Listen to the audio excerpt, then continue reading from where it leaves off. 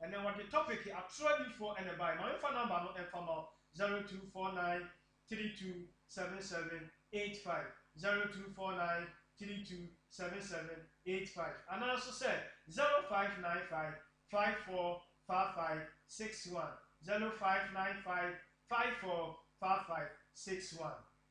Yen to quotation is. I say, I don't know what D. Poor name.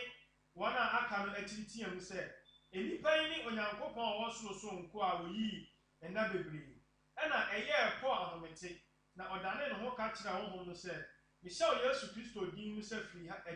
Paul no running home to the moon to who saw a banner some come or mining in our Genedi. I won't come shower channel. Would have to ask my assembly on Bessel kind of material 40. As some name there, crime me. I say, Nani ran who said one fair for Abo or saw Paul and Nessalas mutually one. I didn't know one fair for. Echa sika omunya enya mapa omunya firi ho no etu odifo ni hia no no tia ne sa honhom bone atiwo mu na wodi dada nipa entu nkwa bikwa na wrade honhom ye dai awo ne so yankọ o say na ni wrade hunu se won fa so abo no o support ne silas mutwe won ko wo sa honhom na tu na firi da kwa no ba ni ho ade abiem akom honhom na tu bosom honhom na tu emotia honhom na tu kwa etinya do be hu ade abiam tia mo chi Paul ni silas do mo koto afiase asofo achiche nkrofo ogumu o sofo bia ni wa chi nkrofo ogumu aye papa so what ase wo chi obi tu ada papa Yesu Kristo asebe ni yanka fa ne ho eso wanchi obi a enipa de bi ko je anim se wo Yesu wo yusu ba bosom na ade adwuma wanka hwe ye ne ko gira falasifo nanim emranim kan sambebregu ne so wose de mo hu ne moate mo amonka wanka he wanchi wo mo anwum etiwe no tutu ahobone no wo chi wo mu gumu eno no kire nipa ko a honhom kura nipa de ye adwuma sofo obechi watum eso wakaseti ya no ye wem because anya na wafra wo hom nyame na asoma wo nyame na afra wo eto obi kaseti ya wo obi sori tia wo wo so de ne nyame na nyame de ope no de ya no ada na wo beje ko na ko na wo chi nipa na tum na wo sama ne court na wo de ne fa ha ase nyame na wafra wo no de won chimi to nipa na so bra na begin the prophetess Faustina what if my number to jama mrs ya Marifa Prophetess Faustina what number no enfama wait me after 0249 327785 0249 327785 and also said 0595 545561 when you mean for my misa was some way now so when you mean for the next mumaya you say obi abo yesu bi said your oba we na oba do e ka no wa hyem pon bebele no so boy yesu bi enti no pacho sire mumaya kakra tro bi for no so boy yesu bi ana asofo ankasa nyame afro omo no omo so boy yesu bi enti pacho e ka say Yesu Kristo din no wo bia timi bo nanso agira tumi a etaya kire tumi eti ni panimu Yesu din no meti konfo kro betimi afira so na so bebo Yesu din Jesus Yesu mo jan ko betimi aka na amom no afira so na so de beka ye tumi ni nimo no adifo atrofo tumi ni nimo no to betimi abonto asemo mani nyina momunyi na twabre ni dura eho na mo behu aba papa no mo ma ba ni nyina anya dai emomunyini eti Yesu Kristo di ni de ye wo mo bo aye adwuma obi ti say Prophetess Faustina wotere wo bo Yesu Kristo di na ye adwuma because ye nyusu oil ye nyusu nsuo ye nyusu bibiala ye nyusu di ni mutumi no the blood of Jesus Yesu Kristo moja no etene wo Calvary ye ba etam ye ba esai ebi say rade tumi wo ya so dada eti tumi ni tai Yesu Kristo moja na ti na ye adwuma eti ono so akwaje na akoma kwaje ne bosom ena ode asore na abeye eti wa mo Yesu no ko bosa media ni pema bisa samedia ya de asole enya ye eti obebo Yesu din no ba wo won sacrifice wo won tumi no wo ba no de tonso bi ato aso wo de friend abosom no wo de ye ne niama wo ba ya sa wa ye ne lie ya sa kwanchira wo do lie back to say that wire hwan wire ehi na free ba ye Yesu Kristo kan wo se memanya enu ani suade ho no o ma ne nyina atoba ha enche ne ye be wura ye phone lines nim me dey the Prophetess Faustina wo kire o kire nyame yadoma me tena se wo amasaman dobrogo no amasaman dobrogo no bo modin afa ka ne bi na bra taxi rank ho Woba wudru wo pharmacy man dobrogo no kaya wo so besi wo Pacific filling station ana pharmacy junction abla watra cemetery ni bana pharmacy junction me number no de to dwane fa no kire ni menhia de na aginsam wo brabom obi ju ko obi ju yere wadwuma sma ya basa bambo na wo hia awurade kwality bo ban obaban ya nipa bi antimi nwram wo rafi so paye poma Israel fofa mu na wo wie ya no so wo ma pokro na sa me mini follow ni dom ana wo sa wie ya no wo sa toma na sa mo mudiye wo sa do mo kɔ edru jeli kwa fasuo no wo sa bubu afasuo no so e ma Israel for sa atwam wo rafi sa na ma we nyina e che se bambo wo awurade nsam bambo ni konfo nsam bambo ni dudu ho bambo ni malam ho bambo ni obi biara awurade a wo bo ni wias no bo mu nipa wo na tin bo ba me di Prophetess Faustina watchere dodo ne se honhom me do aso follow me on Facebook nyame shira Facebook live nyame shira no ntina ni mu kire on ka ho no me wo soro ma awurade be je wate wo be twere wodi ahyɛnkwa nwoma amen koso na follow me na be yen shira fa me number nto jama me mame fa Prophetess Faustina ochi number no emfa ma honhom mame fa ne number no emfa ema obetimi afren 0249 327785 0249 327785 and also say 0595 545561 0595 545561 yabe call Prophetess Vinyohona wabemu kakra edi amaye nyamidi fo nyami nhyira pa amen na mpese musa se obi tie yen wachinchi aso wote sofo mako no okọ no agege akwancho agege ho enti ne akwankyere bebre na wagene wonsunsan so won so ana e wonsunsan so bone tumi ni bi wo hono ma omonita nipa brabo tumi ni bi wo ho a wodi wachi tumi ni bi wo ho a ye de hwehwe wahwehwem enti se wo chi bebreba e de wo haw ne amane ene brew akwanche na wodi kwa woni padua nim no e san ma wonsunsan so foforo ene na se wogege akwanche matumi bitimi bedi wachi haw tumi betimi edi wachi haw pa ebi se ebebre ebi yusu abosom ebi yusu motia ebi yusu maame wata aya honhom ahodo bebe no mu yusu edi ya asore no eti obi asore na kwankyere na woje edi dware enom edibi eye niema ni bi eti tumi na ahodo ni nyina bedi wachi edi wachi a wankasa wonye save wonye save honhom bi kwa honhom na di wachi no edoso medin di Prophetess Faustina wachire dodo nsa honhom maame enche be ma yatiefo na bam kakra ye bre no nti na medifo na mebusa o enti obi achinchi agege akwanche eti ma honhom betena ni mu ana obetima nya honhom de wonom ene de wudi dware honhom betena mu easy kra because bi kwajo ne wakoto ye gene singlet ye gene atade a wahye pen ne ade wodi wawura society nim de enta ye gi watale a wahye pen ye wo spirit honhom sabe ye betimi atwe honhom na wura okotizin nim eti na gi watade a wahye pen no eti ade ade be ma wo bedware e wo nipadua mu na ye serious woni ma kwanche na na wo dware a eye hu pa e betumi no etimi moneta wo kra ekutia wo pa ye mfa ye numbers no studio lines ne tujwa the studio lines no tujwa obetimi afre abaso 0302 986 400 0302 986 400 obetimi afre aba studio line so 0302 986 400 0302 986 400 yabe call di for Sarah Hona ono so abemu kakra bra ye fa course no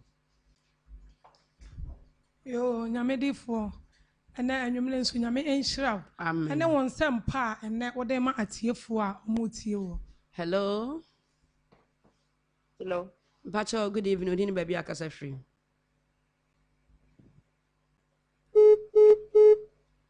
say wentimi enyina so my first studio line on fama 0302 hello wentimi enyina so 0302 986 400 0302 986 400 yo nyamede for hello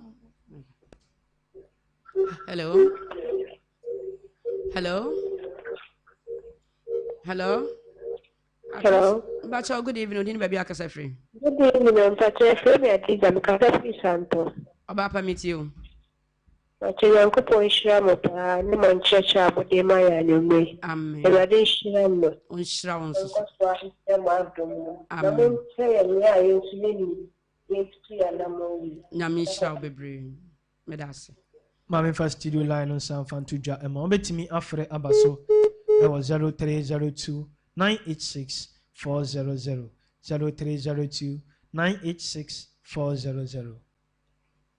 Yeah, ma'am. Hello. Bacha, good evening. Udini baby akasa free. Good evening. Obapa. Ma voice na so kakra ma me wate. Yo. Obapa meet you. Aduane bi wonu kwan se wudi. Ye kire wa no ano no. Ebu akwa na nya honhom mu de. Ba ye kire wa ugya dipe. Obi pi na free ho. Nyame hira no nka ho. Mami first studio line no ensa enfama 0302 986 400. Hello. 0302 986 400. Hello. Hello. Hello. Bacha, good evening. Udini baby akasa free. Good evening. But yeah, problem for Sakako. Bacha meet you. Oh,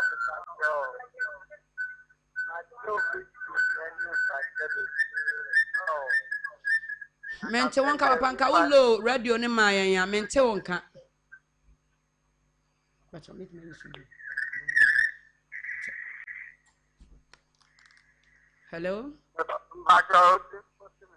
Mente wonka. Wantimi anyina sonti yenya na obi mra. Mami first studio line no. Bacha. Hello.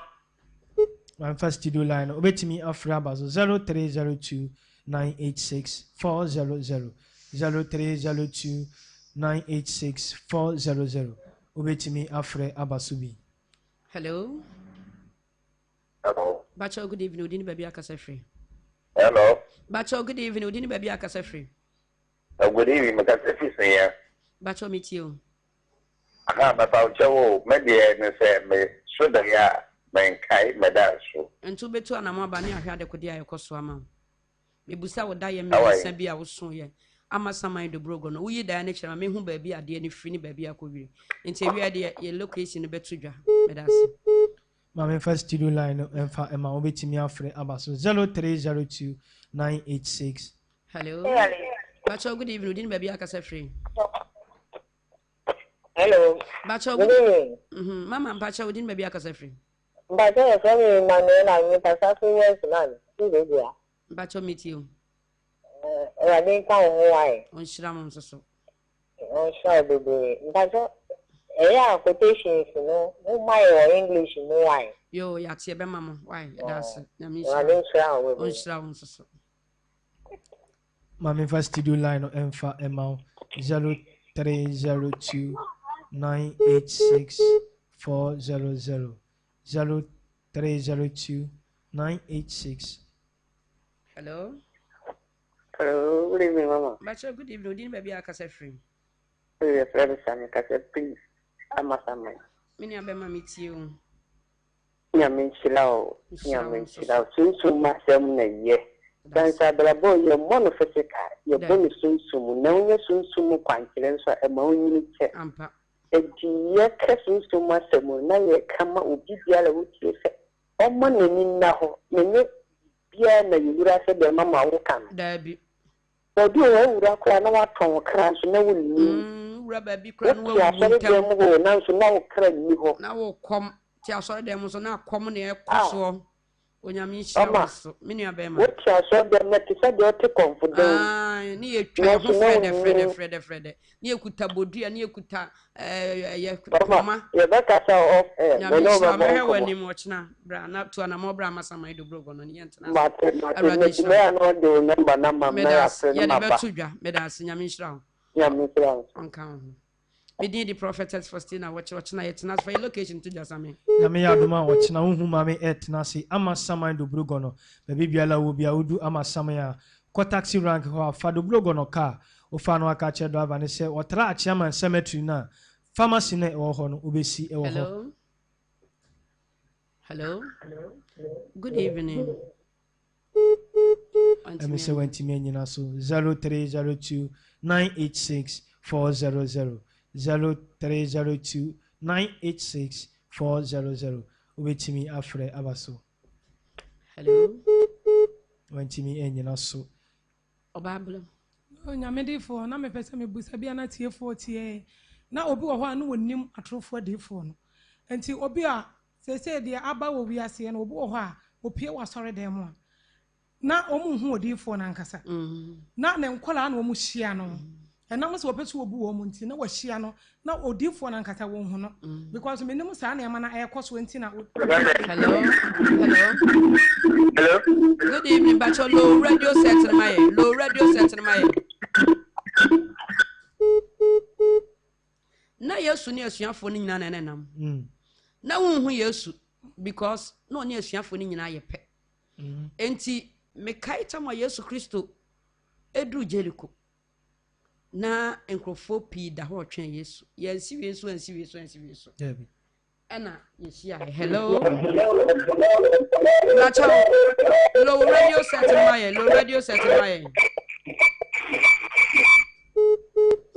yansi yesu abra obelema na no oti jeliko sekio wo manani bre ye froachi dua so behu bi ko ne nipa na bu nkama fa yesu so se wo hu se na de ne fa ti enti nano de eye strategy bi eti we bu obagi ne sika we ansa na sofo na be ba kora mo na time ko na o sika no kora na sa etu be wi asa sofo no betena se no a be ko cancel na sika no nya bi nko this oye mo ba money hello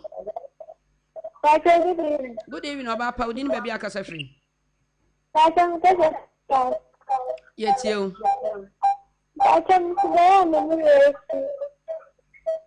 ochira no otu anama ba why na menka yo na nyamedi fo na afenso na wo kase akwankyere obu ho a wo be kwete sahwe ho de na ya blasa me busa na otonton nkyere otonton ne ama na egu ho na nipa dwen yi wo mse no na tumi ni wo nanso wo de na wo kase se obi ba bedru waso ye ho a wan kasa wo kyere na de se bia koto nkyere ne bra na wo de aba na mo se tumi no ye de ekuta wonti wonsa so nkyere no mo pa na wonsa na start na eye Elisha dru kro ni mu no wo se omusi epese ye nsuo ye ho kyere ye fa ho di ama nsuo no wose mayo awai mu ankasa mayo awai Yesu Kristo ehu asuafo no na ekom di wo mo abra no beti awurade asema Peter ne asuafo ne ko Yesu ntam ka kyere ne se Yesu nkrofo kom di wo mo se de no mo wo omo mfa mbra na me hyira so ma wo mo enti wo busa wo mo se mo nsuo no mayo awai mo nkyene wai na omo de saso mu no wo twinchi ne wawe mo hwie gu so me nsuo ne mo te enkanchi ne kom betimi atwi bia sabi atu agu nsuo ne but tumi ye beta ye kyerɛ ni ho enti me so ba bedru me hono mu a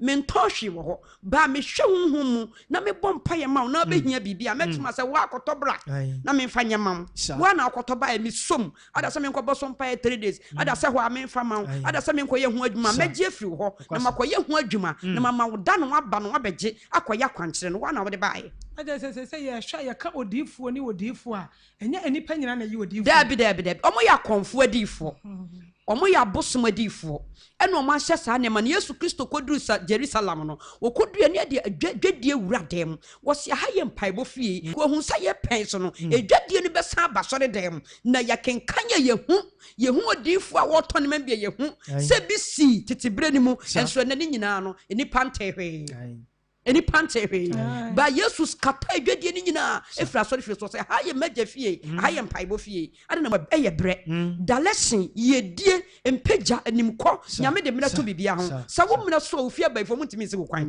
me di Prophetess Faustina wɔkyerɛ me tena so wa masamai de brogo no nyame nhyira no kan no kyerɛ no kɔ so na tie me e wo Magic FM nyame nhyira wo same fa me number ne to dwa mame fa Prophetess Faustina ɔkyerɛ number no emfa ema wobetimi afrɛ no e wo 0249 327785 0249 327785 and also say 0595 545561 0595 545561 nyame nhyira no nka ho na ɔtena ne mu kyerɛ ma me sɛ rabɔ mpa ye matiefo no ene anwumre nso atiefo mu tie ye nyame abambo enkosoa enka wo mo amen na enkosoa eni wo mo achi awo mo nyuma mu omo adifre mu omo koba mu omo sori mu eniama ayabasa wa brabo ne mu a nyame ena ya wo mo tie ye nyame abambo ento wo mo nyuma so enka wo mo ho abre ne abre nyina seda ne da nyina omo beje bre no mo nya mpomuden wo mo timi ade atie ye Monday 8